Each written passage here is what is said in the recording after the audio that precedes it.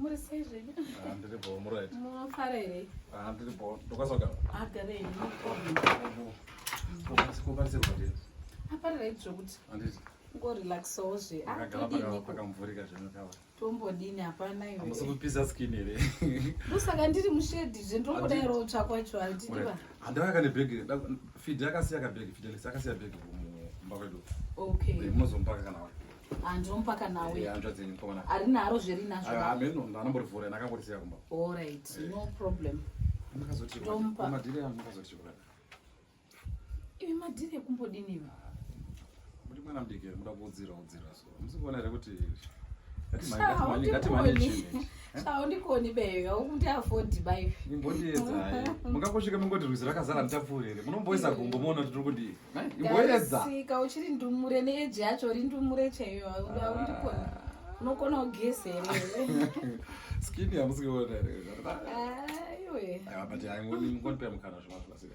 Aiwa uri mwana mudoko shazviti uchiri ndumure. Anhu anoti here amuna chinyi. Undoziya nhanoreketa zvinonetsezvo handidi bebe. Aundigoni apa izvozvo watosvika ndadotoenda airport ndoda kufanekwa ndoda kutotravela handitauri hangu kwanei chidoenda. Muda kuenda kuairport? Ehe. Saka tongokwira katisikombi apa sira? Aiwa ndine motika yangu. Ndingaenda nekombi ndichienda airport yoenda iwowo. Ingoti yangu haipo. Yangu yakaenda kukaroi nebrother yangu. Andina mota zvozvo yakaenda kukaroi nebrother. So unofamba netsoka? Aiwa ndina singo 2 minutes. Saka kana mazofunga munongondiudza kakuri.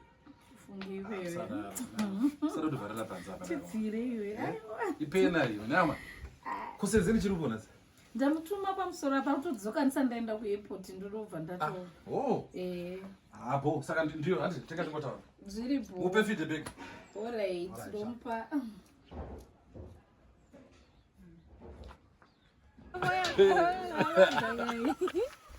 Shabari pane simbi baya.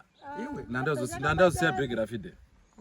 Nandaziya bhegi dasiya. Vairivhunza zviro komafide. Hanzi zvinoda kubuda kuenda kuairport mara munhu wesimbi chama ndoita sei chama. Vari kuenda Zambia. Apo ndakanyepera kuti mota yangu iri chinoi. Apo ndakaenda kuti handine kombi. Kanzi kombi yei? Madhaka mchida kuvahwina ka. Ndodii?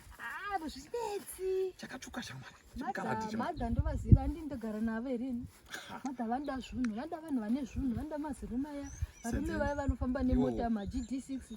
Ronga ita uchironga. Mira ndikuudzei. Ndiri racho rotodai imi muripo. Basa ramoita riya ndimoziva.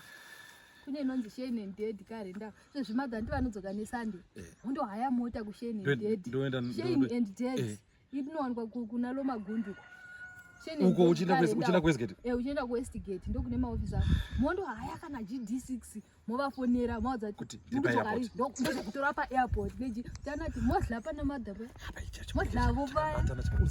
Kachitori nikudesuka. Tachizokudai. Wasi kuShane and Dead vane mafortuna, vane maGD6, vane mazimota mahombe aya anodorasana. Mukangondo haya chete ende adzidhuri zvemota dzacho. Saka utaoneka haya inenge kana 1 week yose mtingofamba nayo. Aiwa 1 week Senzeni. Aiwa 1 week shamari. Aiwa. Ndokutati muhwine madha zvino. Aiwa 1 week shamari ndine mota. Munhu mari yangu inopera. Havadhuri. Handime muchingotenderera muno Marare. Shamari maGD6 aya shamari 1 week ndinaro. But 1 week parega pauto. Kana uchida nokudrive kana kuzvidrive. Ona ndikazoita 1 week manje. Ndinayo. Saka ndogona kuti lese vada kuti operedzwa kana kumashingo. Ndogona nawo kumashingo ere. Moenda navo. Ni mota yacho. Avarambe ni mota yacho. Avarambe mai mangobhadhara mari yekuenda kumashingo chete. Unonga kuchika kuti pamwe ndikatora ka mota yacho 1 week ka. Bebi ndoroperedza kuti Zimbabwe. Zvozonzi yeye waita madhezi akawanda nemota. Haibvumirwa kubuda kutofa Harare. Vanobvumira avo. Vanobvumira. Mondotora mota kuShane and Dead. Moenda kuna madha mukangoenda nezimota vanobvumira vaya. Ndinokangwarisa. Musikana wabasa unoziya zvakawanda kudai. Wakazviziya. Kana vakangoramba madha maenda nemota moya kwandiri. Aiwa ndoda vanhu vatsvuku. Ine vasikana vatemani ndoda vanhu vatsvuku. Achacha ndingandapinda 6 days ndine mota chacha nemwana. Ndai kuShane and Dead kutora mota mcharati kana madha mungu. Saka zvandichata ndikasvika. Vanodiwa nemunhu wose.